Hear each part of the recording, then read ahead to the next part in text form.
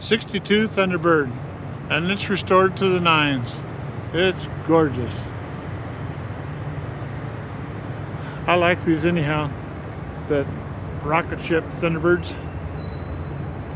Got 63, I think, and later, maybe 62, two Sportbird wire wheels on it.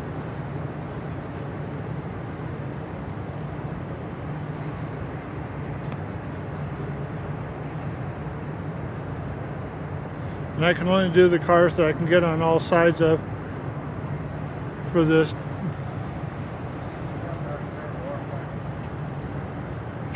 Got a pad over the over the dash protecting it. It's got air conditioning, swing away wheel. Very, very nice inside. All the way around. Air conditioning down there into there. Yeah. If you'd like to have a '62 Thunderbird and you like this color, this is the car for you.